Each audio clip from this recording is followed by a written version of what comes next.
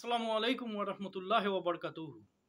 Brother ইসলাম কেমন আছেন? আশা করি আল্লাহর হুকুমে সকলে ভালো আছেন। আর সকলে ভালো থাকুন, সুস্থ থাকুন, আল্লাহর আনুগত্য করুন এবং আমাদের ঘাড়ে কি জন্য দুনিয়ায় পাঠিয়েছে, অন্য উম্মতের তুলনায় আমাদের ঘাড়ে আল্লাহ কেন বলেছেন যে তোমরা শ্রেষ্ঠ উম্মত, কি কারণে বলেছে সেইটা জানার চেষ্টা করুন। কেননা একটা চুলচুলে থেকে, একটা মশা থেকে, একটা মাছি থেকে কোনো জিনিসকে আল্লাহ অকারণে বানায়নি। সব্বাইকার একটা একটা ভূমিকা আছে, কর্ম আছে। যদি সূঁচেরও কাজ থাকে, তলোয়ারেরও কাজ আছে, তলোয়ারের কাজ থাকে তো ফালেরও কাজ আছে, আলাদা আলাদা। গজালের কাজ আছে আলাদা। সেরকম উম্মতে মুহাম্মদী বলে আমাদের কাছে যে একটা মানে সম্মানীয় সার্টিফিকেট দিচ্ছে, তাহলে আমাদের কাজ কি আছে সেটা আমাদের কাছে জানতে হবে। তো অবশ্যই কোরআন থেকে জানকারি গ্রহণ করুন। এর আগের ভিডিওতে আমি বলেছি, ওটা 11/4/2025 হয়েছে, যে ইমানের বিষয় পার্ট 6, ওটা ফলো করবেন তাহলে পেয়ে যাবেন। তো আজকে ওই নিয়েই বানাবো। তার আগে আল্লাহর নাম ও সাহায্য নিয়ে নিই। আউযুবিল্লাহি মিনাশ শাইতানির রাজিম। বিসমিল্লাহির রহমানির রহিম। রব্বিশ রাহলি সাদরি ওয়া ইয়াসসির লি আমরি ওয়াহলুল উকদাতাম মিন লিসানি ইয়াফকাহু কওলি। ওয়া কুনুদ্দিনু কুল্লুহু লিল্লাহ বিসমিল্লাহি মাজরিহা ওয়া মুরসাহা ওয়া তাওয়াক্কালতু আলাল্লাহি কাফি। জাআল হাক্কু ওয়া জাহাকাল বাতিলু ইন্নাল বাতিলা কানা জাহুকা সাল্লাল্লাহু আন্না মুহাম্মাদান বিমা হুয়া আলুহু। সূরা নাহলের 37 নম্বর আয়াতে নবীকে আল্লাহ করে দিচ্ছেন, সতর্ক বার্তা দিচ্ছেন যে আপনি ওদের পথ প্রদর্শন করতে আগ্রহী হলেও আল্লাহ যাহাকে বিভ্রান্ত করেছেন তাহাকে তিনি আল্লাহ সৎপথে পরিচালিত করেন না এবং ওদের কোনো সাহায্যকারী নেই। এটা সূরা নাহলের 37 নম্বর আয়াত। এতে কি বোঝা যাচ্ছে যে নবী কাউকে হয়তো অনুমানিক দিনের দাওয়াত দিতে যাচ্ছে, যখন তারা অস্বীকার করছে তখন আর কি জানিয়ে দিচ্ছে যে যাহাকে আল্লাহ বিভ্রান্ত করা হয়েছে তাকে দাওয়াত দিলে সে দাওয়াত গ্রহণ করবে না এবং তিনি সৎপথে আল্লাহ নিজেই সৎপথে তাকে আর পরিচালনা করতে চান না। কেন সেটাও বলা হচ্ছে, এবং ওদের কোনো সাহায্যকারী থাকবে না, মরে যাওয়ার পরে কোনো সাহায্য পাবে না ওরা। এই কারণে যে প্রত্যেক মানুষকে যখনই সে তার শরীরে যৌবন এলো, প্রত্যেক মানুষকে আল্লাহ দেখতে পায়। তো প্রত্যেক মানুষের চরিত্রটা দেখে সে কোন দিকে অগ্রসর হয়। বোঝা যাচ্ছে তো যে আমি মিথ্যার দিকে অগ্রসর হচ্ছি, কি হারাম খাওয়ার দিকে অগ্রসর হচ্ছি, কি অবৈধ কাজে অগ্রসর হচ্ছি, কিংবা সৎপথে অগ্রসর হচ্ছি, সেটা ফলো করে।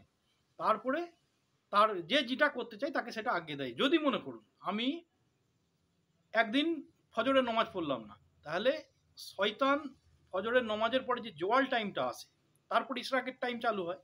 ওই জোয়াল টাইমের মধ্যে যখন দেখলো যে ফজরের ওয়াক্ত শেষ হয়ে গেল, সে আর উঠলো না বা নমাজ পড়লো না, তখন তার কাঁধেতে মন্ত্রের গিরা মেরে দেয় 3টে।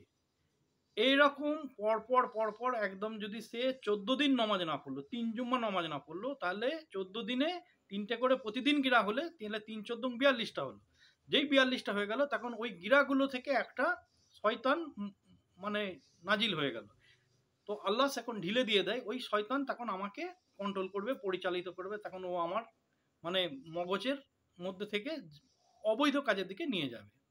ওই জন্য বলছে সে বিভ্রান্তিতে চলে গেছে, আল্লাহ তাকে বিভ্রান্তি করে ফেলেছে, না দেখে নিয়েছে সে আর ইমানের দিকে আসবে না। সেই কারণে তাকে আপনি পথ প্রদর্শন করতে যাচ্ছেন, মানে আপনার পথ প্রদর্শনও কাজে আসবে না। মানে নবী দাওয়াত দিলেও কাউকে হিদায়ত করতে পারে না। সেইটাই আর কি বলছে যে আমাদের কাছে যদি পারম্পরিক হিসেবে ওই কাজ করতে যায়, যে ওই লোকটাকে দাওয়াত দিতে চাই আসছে না, তো ওই কারণে এটা বলছে যে যদি কেউ আসে জেনে রেখে দেবেন যে আমার উদ্দেশ্যে মানে আমার বলাতে সে আসেনি, সে আল্লাহর তার করেছে, সাহায্য করেছে বলেই সে এসেছে আর কি দিনের রাস্তায়।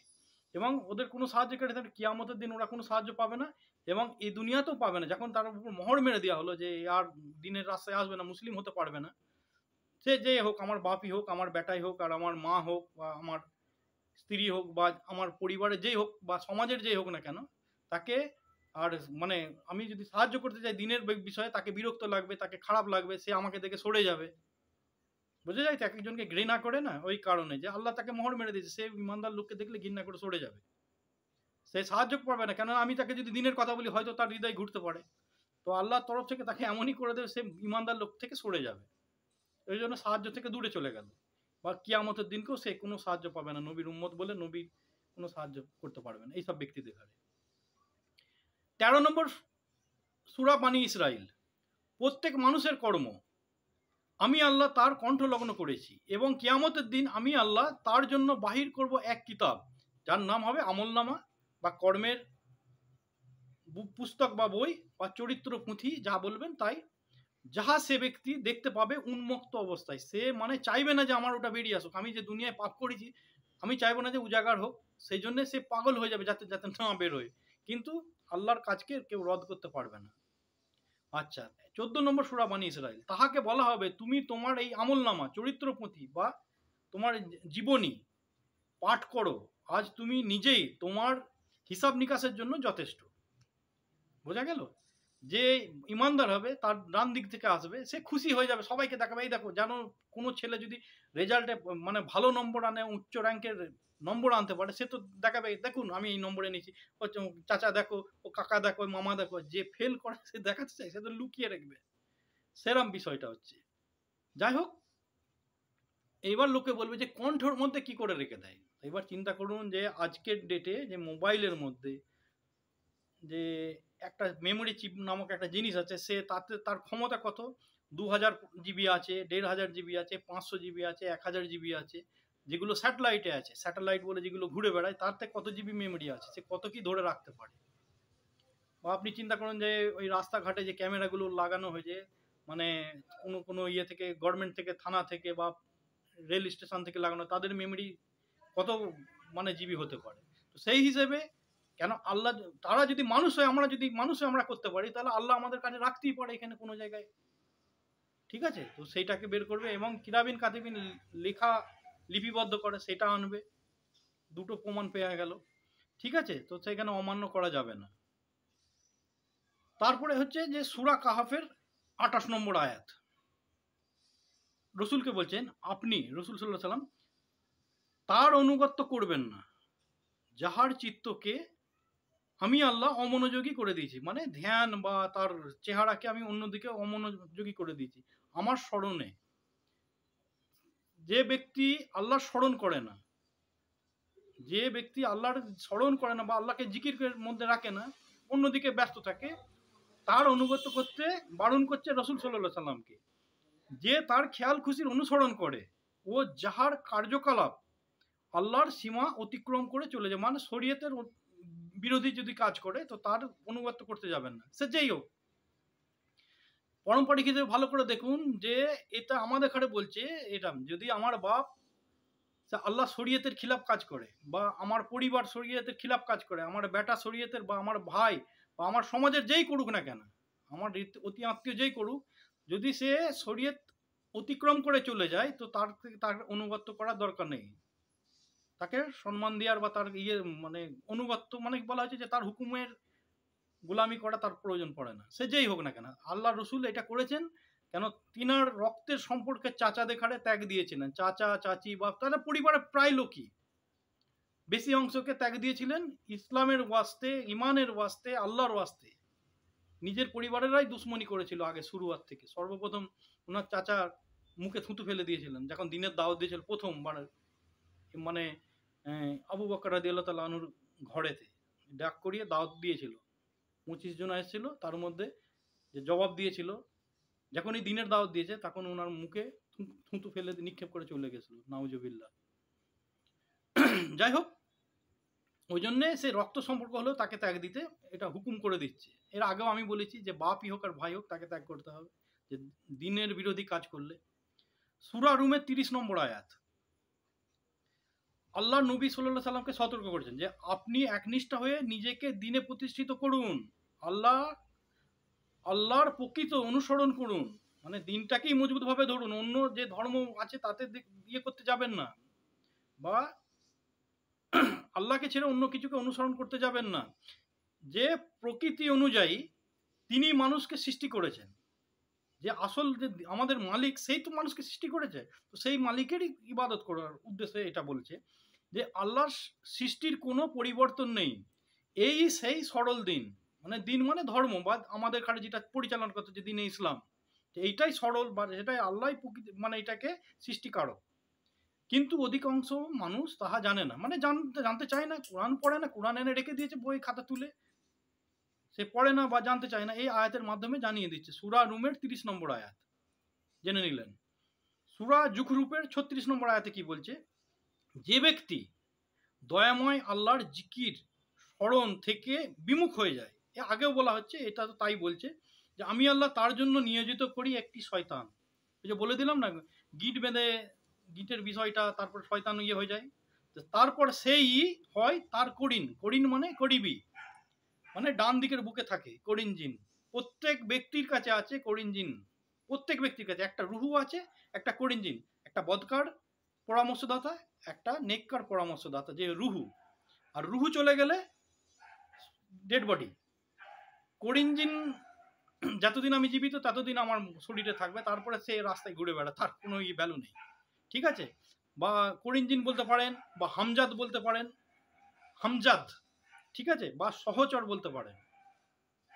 এই তিনটে নাম হয়। মানে আমি যদি ইমানদার হই, ইমানের রাস্তায় থাকি, হালাল খাই, সত্য কথা বলি, তাহলে করিন জিন কমজোর হয়ে যাবে। আর আমি যদি মানে অবৈধ কাজ করি, হারাম খাই, লোকের লুট মেরে খাই, মানে সুদ ঘুষ খাই, যেগুলো আল্লাহ অবৈধ জিনিস বলেছে, অবৈধ কাজ অবৈধ জিনিস করি, তাহলে আমার করিন জিন তাকতবার হবে আর আমার রুহুটা কমজোর হবে। যতদিন আমার রুহু আছে আমার শরীরে ততদিন আমি জীবিত, তারপরে আমি তার সঙ্গে গদ্দারি করলাম, করিন জিনকে শক্তিশালী করলাম, আর সে আমাকে অবৈধ কাজে মানে অগ্রসর করবে। ঠিক আছে? তো এ থেকে সতর্ক হওয়ার জন্য এই আয়াতটা বললাম, যাতে ঈমান আপনাদের মজবুত হয়। আল্লাহর জিকির থেকে, আল্লাহর স্মরণ থেকে বিমুখ হবেন না। আল্লাহর জিকির সারাদিন বলবেন, আল্লাহর সঙ্গে বেশিরভাগ কথা বলুন, যে আল্লাহ আমার এই অসুবিধা হচ্ছে, আল্লাহ আমার ওই অসুবিধা হচ্ছে, মনে মনে বলুন। তাহলে মানে কি, প্রতিদিন আল্লাহর সঙ্গে সম্পর্ক রইল। ঠিক আছে? সূরা যুখরুফে 37 নম্বর আয়াত, শয়তানরাই মানুষের সৎপথ হইতে বিরত রাখে, অথচ মানুষ মনে করে তারা সৎপথে পরিচালিত হচ্ছে, কেননা শয়তান মাথা কন্ট্রোল করে নেয়, আর শয়তান প্রত্যেক মানুষকে বিভ্রান্তিতে ফেলে। সেই এই যুখরুফের 37 নম্বর আয়াতে বলল। যুখরুফের 44 নম্বর আয়াত, কোরআন তো আপনার, নবীকে বলছে, কোরআন তো আপনার ও আপনার সম্প্রদায়ের জন্য সম্মানের বস্তু, তো আপনাদেরকে অবশ্যই এই বিষয়ে প্রশ্ন করা হবে। এবার এই পারম্পরিক হিসেবে আমাদের কাছে আসছে যে আমার সম্প্রদায়ের জন্য, মুসলমান সম্প্রদায়ের জন্য সম্মানের বস্তু হচ্ছে কোরআন। আমরাও জানি হ্যাঁ কোরআন সম্মানীয়, কিন্তু তাকে তো আমাকে ব্যবহার করতে হবে না। সে কি বলেছে না হয়েছে আমি যদি একবারও যদি না পড়ি, তাহলে অবশ্যই কিয়ামতের দিন আমাকে প্রশ্ন করা হবে। আল্লাহ বলছেন, যদি আমি কোরআন না শিখে যাই, তাহলে আমার এর জন্য পিটুনি হবে ভালো রকম। কেননা যখন আমাকে জাহান্নামে ফেলবে, তখন বলে কেন কোরআন তো রাস্তা বলে দিয়েছে, সঠিক রাস্তা, তাহলে আপনারা কোরআনকে ব্যবহার কেন করেননি? জিজ্ঞাসাবাদ হবে, বা আমার সমাজ বিগড়ে গেলে সেটাও আমার দায়িত্বে আসবে। আমি যদি মানে একটা উচ্চ র্যাঙ্কের থাকি, যেমন কোনো মুতুয়ালি থাকলে গ্রামের, বা কোনো ইমাম সাহেব, কোনো গ্রামের মৌলানা, কোনো হাফেজ আছে, অথচ সে গ্রামকে দাওয়াত দিল না, ইসলামের বিষয়ে, কোরআনের বিষয়ে কোনো কিছু কর্মকাণ্ড করলো না, তাহলে তাকে কিয়ামতের দিন জবাবদিহি হতে হবে, সে যেই হোক। ঠিক আছে? সূরা মুহাম্মদের 17 নম্বর আয়াত, যাহারা সৎপথ অবলম্বন করে আল্লাহ তাদেরকে সৎপথে চলার শক্তি বৃদ্ধি করে দেন। ঠিক আছে? এবং তাহাদেরকে মুত্তাকি হওয়ার শক্তি দান করেন। সঠিক মুত্তাকি তো মানে আল্লাহর পছন্দের জিনিস, বাছাই করা মানুষ মুত্তাকি হতে পারে, তো তাকে সেই রাস্তা দেখিয়ে দেয়, অগ্রসর করিয়ে দেন, শক্তি দেয় যে যাতে মুত্তাকি হতে পারে। ঠিক আছে? সূরা মুহাম্মদের 3 নম্বর আয়াত, যাহারা কুফরি করে তারা মিথ্যার অনুসরণ করে। যারা কুফরি করে তারা মিথ্যার অনুসরণ করে, আল্লাহর থেকে যে বিমুখ হয়ে গেল, তারা মিথ্যার অনুসরণ করে চলে গেল, মনে করবে আমি খুব সুখে আছি, শান্তিতে আছি, কিচ্ছু নেই। ঠিক আছে? সূরা তাহরিমের 10 নম্বর আয়াত, যে আল্লাহ কাফিরদের জন্য দৃষ্টান্ত দিচ্ছেন নূহ আলাইহিস সালামের ও লূত আলাইহিস সালামের স্ত্রীগণ। ওরা ছিল আমার মানে আল্লাহর বান্দাদের মধ্যে দুই সৎকর্মপরায়ণ বান্দার অধীনে। মানে একটা নূহ আলাইহিস সালামের স্ত্রী, একটা লূত আলাইহিস সালামের স্ত্রী, ওরা তো দুজনেই আল্লাহর নবী। ওনাদের অধীনে থাকার পরে কিন্তু ওরা ওই মহিলাগণ, মানে ওরা মানে ওই মহিলাগণ তাদের স্বামীর উপর বিশ্বাসঘাতক করেছিল। ঠিক আছে? স্বামীর অবাধ্যতা করেছিল, ফলে নূহ ও লূত ওদেরকে আল্লাহর শাস্তি হইতে রক্ষা করতে পারলো না। বোঝা গেল, নবী হয়ে নিজের স্ত্রীকে রক্ষা করতে পারলো না। এবং ওদেরকে বলা হলো, মানে ওই মহিলাদেরকে বলা হলো, তোমরা উভয়ে প্রবেশকারীদের সাথে জাহান্নামে প্রবেশ করো। অনেকজনা গর্ববোধ করে না যে আমার পীর আমাকে বাঁচিয়ে নেবে, আমার আব্বা মৌলানা আমাকে বাঁচিয়ে নেবে, আমার মানে স্বামী মৌলানা আমাকে বাঁচিয়ে নেবে। তো এই আয়াত তাদের জন্যে, যে ওই মায়ের জন্য, ওই বোনের জন্য যে গর্ববোধ করো না, নিজের কাজ নিজে করো।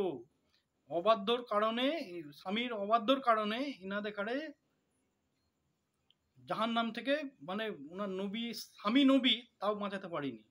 অবাধ্য আল্লাহর সঙ্গে কানেক্টিভ যে থাকবে সে জান্নাত যাবে, আল্লাহর সঙ্গে যার কানেক্টিভ নেই সে যেই হোক না কেন। নবীর চাচার বিষয়েও আছে, আর এই দুটো নবীর স্ত্রীর সম্বন্ধে বলে দিলাম।